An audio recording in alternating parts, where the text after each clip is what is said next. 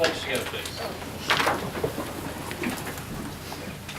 I pledge allegiance to the flag of the United States of America and to the republic for which it stands, one nation, under God, indivisible, with liberty and justice for all. Thank you, Rebecca. Can we do the roll call? All right, we have our board president, Carl Gilmore, our vice president,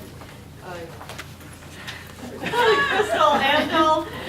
They keep changing roles, I can't remember. Secretary Vicki Knight and Treasurer Pat Miller, our trustees Sharon Kinley, Jason Petz, and Lisa Schmidt. I'm Julie Millebeck, I'm the library director. We also have staff Debbie Maxwell, Lisa Pappas, Anita Quinlan, Michelle Peterson, Judy Desch, and on behalf of the library, also our owner's representative from Commercial Cost, CCS, it's easier, Graham Harwood, from Nagel Hartrade Architects, Eric Penny, and members of the public. Hello, members of the public. We do have representatives from 3 of our local banks here with us tonight that will be making presentations later on this evening. From First Midwest, Wintrust, which is Plainfield Bank and Trust, and First Community Bank. Heartland was also invited to be here and has a presentation for us, but unfortunately their person who was going to give that presentation was diagnosed with influenza A and told by her doctor that she was extremely contagious for the next 48 hours. So we thank her for not attending. But we do have her presentation or her proposal to look at. So that's all right. Thank you very much. Part of the reason that Judy is here is that we have a special recognition this evening for Ms. Judy Desch. You want to come up and Find an open area. We'll meet over this direction. Yeah. I'm gonna stay out of this picture. Lisa's gonna take the picture. I will start with a few words about Judy and the wonderful work that she does for us. Judy Desch is currently our Senior Services Liaison. She was in our outreach department when they were a separate department and then moved over to the circulation department. But Judy is our gal who goes out and about to all of our homebound patrons, making their home deliveries, to all of our senior communities to bring them their books. She is so active out there in our community on behalf of the library and really focused on our seniors and does wonderful, wonderful work. We always hear such good things about Judy, and she can be found always going to and from the library with the great big wagon behind her filled with bags of books to be going to all of her wonderful homebound patrons. And she does home delivery for new moms. Anyone who is unable to get into the library for whatever reason can use that home delivery service. And I'll give it to Michelle to say a few words as Judy's supervisor. Yeah, Julie said pretty much everything. Julie and Judy, that's way too close. Judy does an amazing job. She also has a partner in crime who helps her part-time, Donna. Judy actually originally applied for the page position a month before Sheila, and then Sheila got the job and she came back, and it's a perfect fit. Serving our homebound patrons is a huge service that we give. Sometimes the only person that these patrons see is Judy. Sometimes they don't see their families or they're there alone, so they give a great quality of life.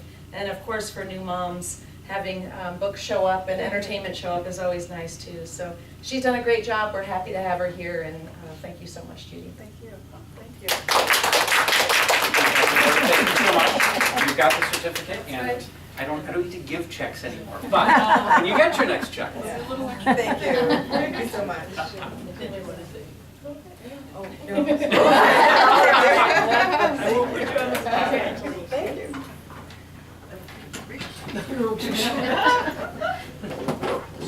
All All right, again, thank you, Judy. At this time, if there is any public comment that anyone would like to make, we invite you to do that at this time. All right, then we'll take that as a no. As part of public comment, however, we do ask that any trustees who have participated in any community events over the past month, since our last meeting, talk about those. I know there have been several things that have gone on locally in the community as well as in the area regarding libraries. So does anyone want to jump in on any of those? We could just go chronologically. I have the list here. Raise your hand if you attended.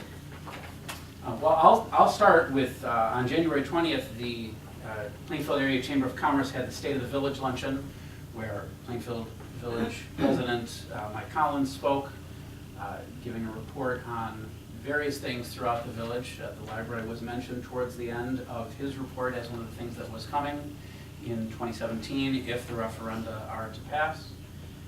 And so there's a lot of excitement about new things happening in the village. I was at that as well as Pat and Vicki and Julie. Shortly after that, let's see, the legislative committee, Julie, anything from the chamber on that, or should we So just go? there is a candidates meet and greet and candidates night on Monday, the 22nd. It is at the Plainfield High School Freshman Center at the Central campus. That's from 6 to 8 p.m. and that's being sponsored by the Chamber of Commerce. Come out and meet the candidates. I think that'll be a good opportunity. Yeah, I will be attending that.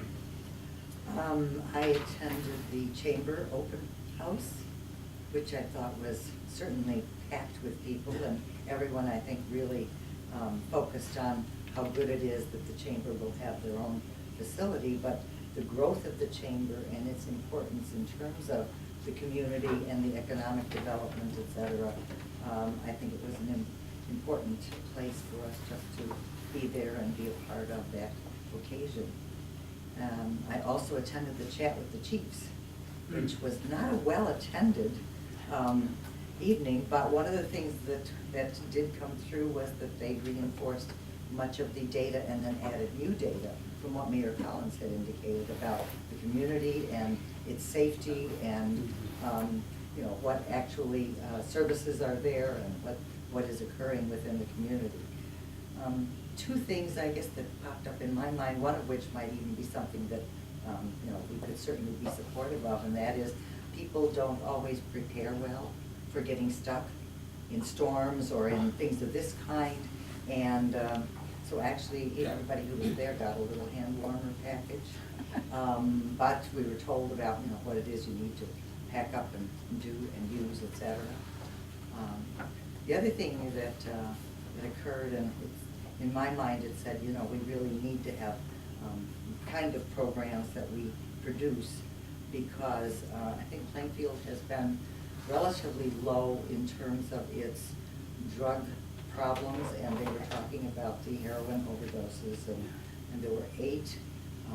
That was 3 individuals, but at this point we certainly need to keep helping to engage the young people in our community, so that again, there's ways in which they have other things and the places to feel welcome. I thought that was an important piece. I think the breakfast that Representative Batnick had sponsored for all of the elected officials. And 5 of us were there. Yeah. It was great. And I think, again, it not only fills us in with what is occurring, but I think it gives us an opportunity to kind of do this and ask questions with all the different agencies of government present. And I think it helps us to see where they are, and vice versa, for them to see where we are. Yes. Sure. I was at Coffee with the Mayor. Oh, okay, great. I've been all over. Jason, I know you had several things, 12th and 13th of this month. I've been all over. I was at the legislative breakfast that Batnick put on, and that was very informative. He even made a joke about the construction of the library, implying that he's thinking about it as a thing to look forward to in 2017.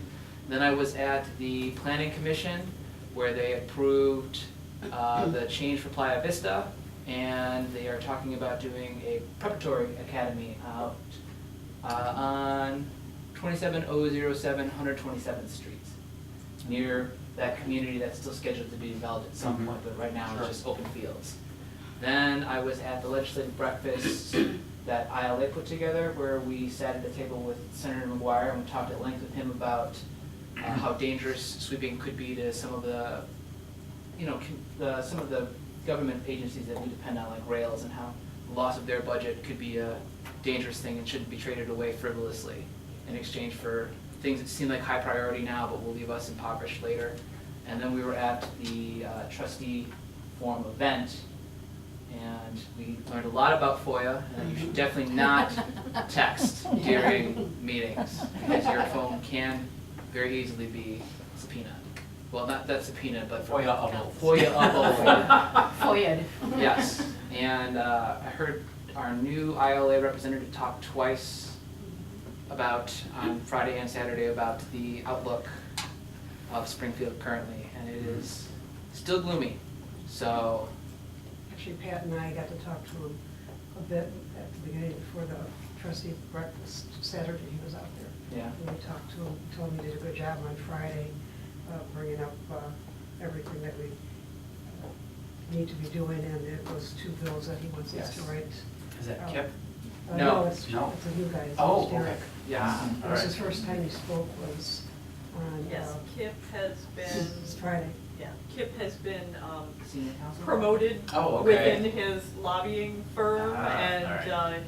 and so he is no longer representing individual clients. But Derek talked more at length on Friday, Saturday than he did Friday. But there are just a couple bills that he wants us to write our state representatives on, just so that they don't stop funding the bills. And I've got the information on that, Great. that he wants us to do. Well, there was one, there was one that I was particularly pleased by, which is support House Bill 4516, which would allow libraries 6 times a year in conjunction with village and municipalities to be able to sell alcohol on premise for fundraisers and those types of, et cetera. Not to be like liquor distributors or to brew it on, but periods of time to be able to do it successfully, because we're one of the only things left in Illinois that is not allowed to do that under any circumstance. So they really want to make it so that we can fundraise alternatively, because we might not get any funds in the near or long term.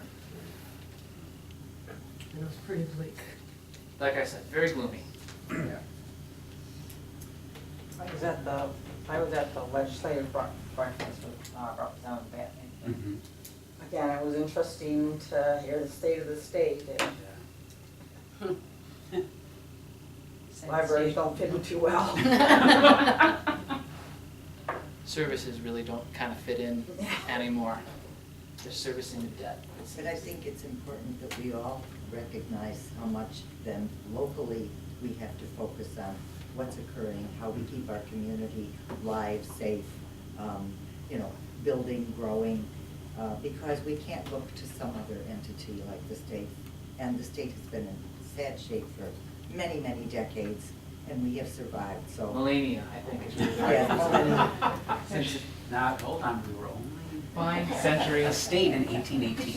And actually, that Derek didn't think that there might be any budget at all in the right term. It's first for 4 years. Yes. Wow. That would be awkward.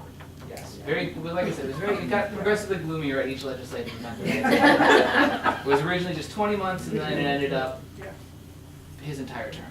So, duly, something to be aware of. Well, I'm going to turn it back around just a little bit and back up to January 25th. I, along with Julie and Eric, presented to the Committee of the Whole of the Village Trustees about the referenda planning process and how we've gotten to what will ultimately be decided next Tuesday before our meeting about whether or not we proceed. And I thought that was very well received by the And it was trustees. very well done. I sat and watched it on my iPad. I mean, and really, you're to be commended, Eric, Carl, and it's really well done. Thank you. that. But we've gotten a lot of good feedback on it, not only from those in attendance, but those who have watched the video, those who have posted questions and responses to it. All right, let's move on then to the consent agenda. You have 2 sets of minutes. There are not any substantive changes to those. Are there? No, these are the new way we're doing the minutes, right? The more compressed. Correct. Yeah, just go Yeah, through hopefully it. you all noticed that this Yes. is a little bit different format. It's your January change. Standardized. New year, new format. There we go. I like it. It's more concise. Yes, yes, very nicely done, thank you, Deb. All right, then by acclamation, we will accept those, having received no changes, thank you. Moving on to approval of bills paid and bills payable. Any discussion or questions on those?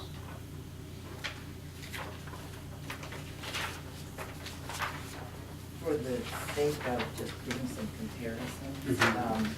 I went to compare our January figures with this month's figures. Right, Because obviously in January, we know that there is an extra payday, Right. et cetera. And yet, the difference between the two, so we had $77,000 less under payroll per se. General bills, $20,000 more, but there was just, even just one bill that was over 15,000, so. Right. I mean, it's, Right. and justifiably so, we have. well, that was the PCs that we had approved the previous month. Exactly. So, I mean, all in all, this is like $49,000 less in terms of Mhm. total bills. But I think it's always interesting just to see how from month to month, obviously we'll approve things this month, next month, 2 months from now, we'll have to be paying for it, and the variations are there, but I think it's good that we look across time, because we also have the 6-month comparisons Mhm. for ourselves for the first half of our fiscal year. Right. Thank you. Any other questions or comments?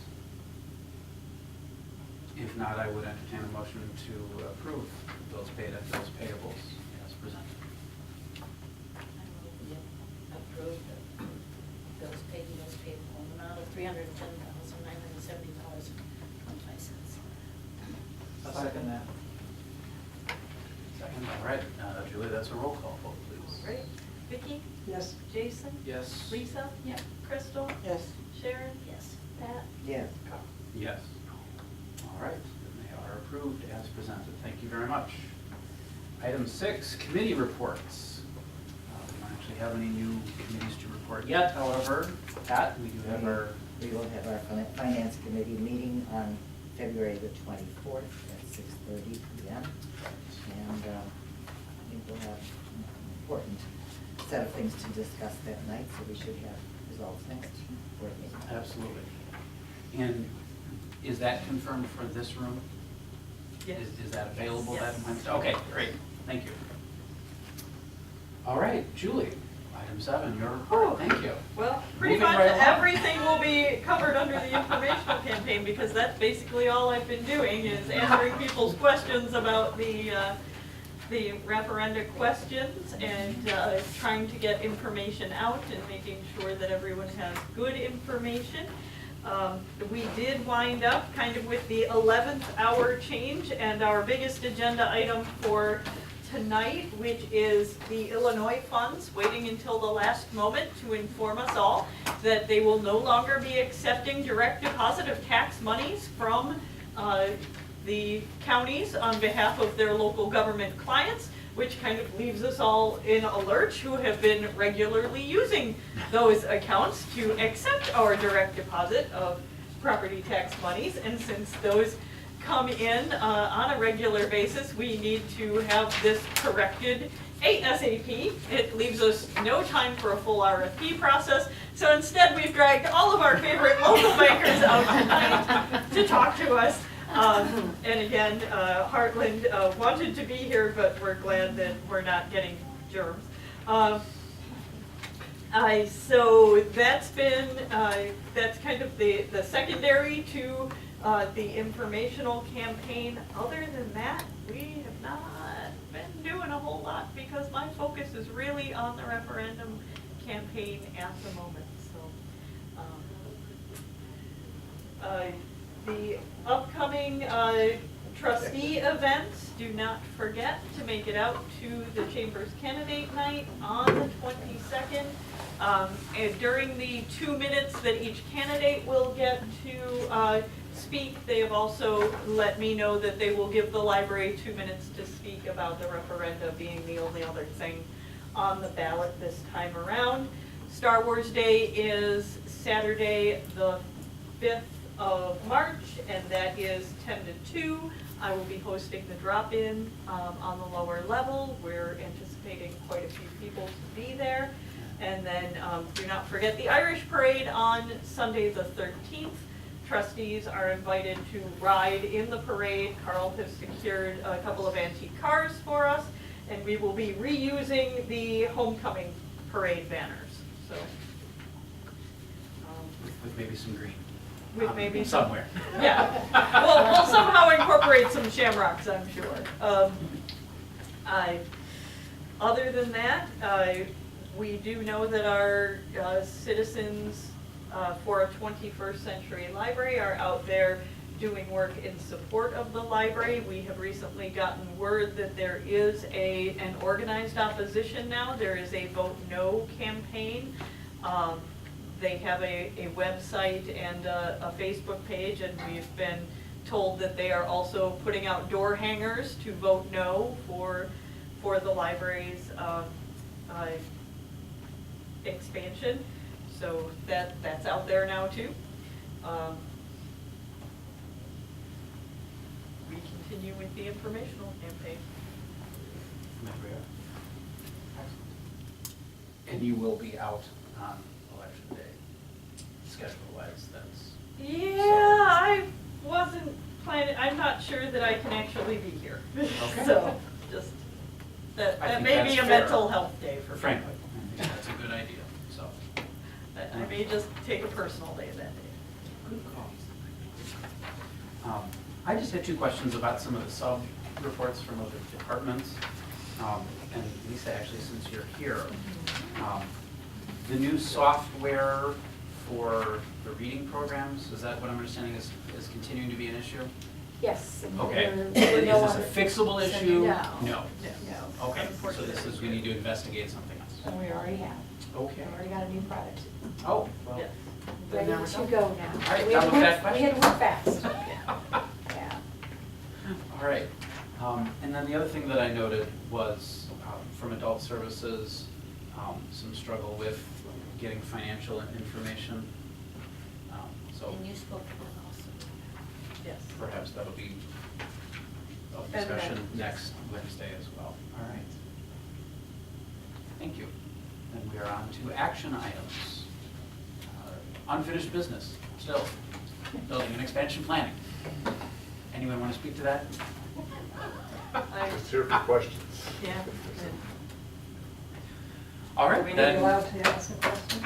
Well, You can of ask a course. question, feel free. Just to set them set straight, with the way that we have the windows on the outside and the sun hitting it, there's no way that a fire could develop on the trees, correct? That's correct. Okay, I just wanted to be out there. Magnifying glass curves in both directions, in all directions. Is there any way that you can reinforce that to the community, since it's out there?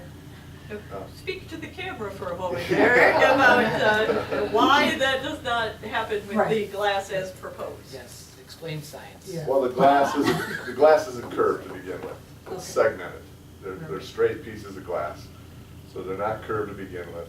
A magnifying glass that concentrates the light's rays to start a fire is concave in all directions, not just one direction anyways. Okay. So you would have to have a whole series of lenses over the building to actually focus the light down to points to start a fire, so it's I just And wanted to additionally, get doesn't that. the light have to come from behind and through, which means we would have to be shining a light out of the library through the windows, which wouldn't, It takes a special shaped lens Yeah, to really so- concentrate the Okay. light in both directions, Just- in all directions down to it. I just wanted to hear So that. we We're can't, gonna- we we can't will not build have- hands?